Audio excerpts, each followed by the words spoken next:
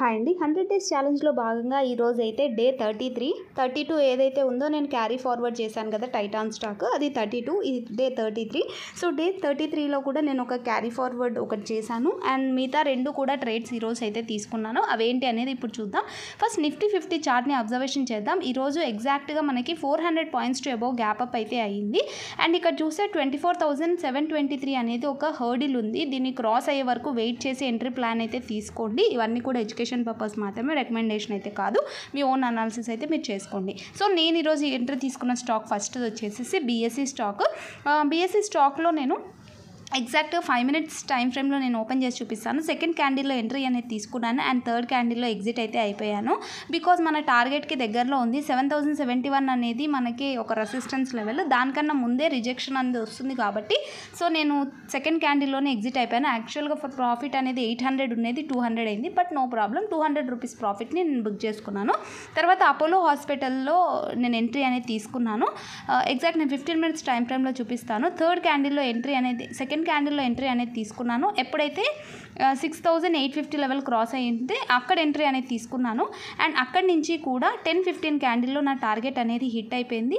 దగ్గర దీంట్లో ఒక 25 పాయింట్స్ టు అబౌవ్ అనేది మూమెంట్ని క్యాప్చర్ అయితే చేసుకున్నాను. ఇంకంతే, ఎందుకంటే మనకి ఇక్కడ కూడా టార్గెట్ 6949 అనేది మన ఇక్కడ అబౌవ్ టార్గెట్. ఇంకా దగ్గరలోకి వెళ్ళిపోయింది, అక్కడి నుంచి రిజెక్షన్ కూడా వచ్చే ఛాన్స్ ఉంటుంది. సో అందుకని ఎగ్జిట్ అయితే అయిపోయాను. దానికన్నా అబౌవ్ వెళ్ళినా నో ప్రాబ్లం, మన టార్గెట్ అయితే హిట్ అయిపోయింది. సో నెక్స్ట్ ఇంకా నేను క్యారీ ఫార్వర్డ్ చేసిన స్టాక్ ఏదైతే ఉందో అది ఎల్ఎన్టీ స్టాక్. నేను మొన్న కూడా నేను నా ప్రాఫిట్ అండ్ లాస్ స్టేట్మెంట్ చూపించినప్పుడు కూడా నేను మీకు ఎక్స్ప్లెయిన్ చేశాను క్వార్టర్లీ రిజల్ట్స్ అనేవి చాలా బాగున్నాయని. నేను ఎప్పుడు ఎంట్రీ అనేది తీసుకున్నానంటే ఎగ్జాక్ట్గా 3450 కన్నా డౌనే ఎంట్రీ అనేది తీసుకున్నాను. ఫ్రైడే రోజు 1 day టైం ఫ్రేమ్లో కూడా చూడండి, R1 అనేది హిట్ అయిపోయి అక్కడి నుంచి రిజెక్షన్ వచ్చింది. ఒకవేళ R1 సపోర్ట్ తీసుకొని బ్రేక్ అయ్యి ఉంటే ఇంకా హోల్డ్ చేసే ఛాన్స్ ఉండేది. బట్ అక్కడి నుంచి రివర్సల్ వచ్చింది కాబట్టి ఎగ్జిట్ అవ్వాల్సి వచ్చింది. సో నేను సెకండ్ క్యాండిల్లో ఎంట్రీ అనేది తీసుకున్నాను. ఫ్రైడే సెకండ్ క్యాండిల్లో ఎంట్రీ తీసుకున్నాను, అప్పటి నుంచి హోల్డ్ చేసి పెట్టాను. అండ్ ఈరోజు టార్గెట్ అనేది హిట్ అయిపోయింది. ఓవరాల్గా 5000 టు అబౌవ్ ప్రాఫిట్ని ఎల్ఎన్టీలో బుక్ చేసుకున్నాను. సో ఈరోజు అయితే ఇంకా ఏ స్టాక్ అనేది క్యారీ ఫార్వర్డ్ చేయలేదు. బట్ చాలా బుల్లిష్ స్టాక్స్ అనేవి మనకి కనిపిస్తున్నాయి. బట్ రిస్క్ తీసుకోవాలో వద్దా అర్థం కావడం లేదు. ఒకవేళ నేను తీసుకుంటే కనుక ఖచ్చితంగా అప్డేట్ అయితే చేస్తాను. సో కొన్ని స్టాక్స్ మనకి వెరీ బుల్లిష్గా చూపిస్తున్నాయి అండ్ మొమెంటం రావడానికి కూడా ఛాన్స్ ఉన్న కొన్ని స్టాక్స్ అయితే ఉన్నాయి.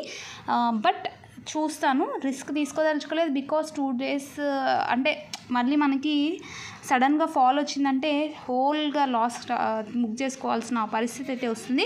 సో ఈరోజు ఓవరాల్గా స్టాక్స్ అన్నీ కూడా పాజిటివ్గానే ఉన్నాయి, ఒక్క స్టాక్ కూడా నెగిటివ్గా అయితే లేవు దాదాపుగా. ఈ ఫార్మా సెక్టర్ స్టాక్స్ ఒకటి మనకి కొద్దిగా ట్యాక్సెస్ వల్ల మూమెంటం అయితే లేదు. చూసారు కదా, ఎల్ఎన్టీలో 5130 రూపీస్ అనేది ప్రాఫిట్ని బుక్ చేసుకున్నాను అండ్ అపోలో 3000. సో ఓవరాల్గా ఈరోజు 8600 రూపీస్ ప్రాఫిట్ అనేది బుక్ అయింది. So thank you so much for watching my videos. If like my videos please like, share and subscribe.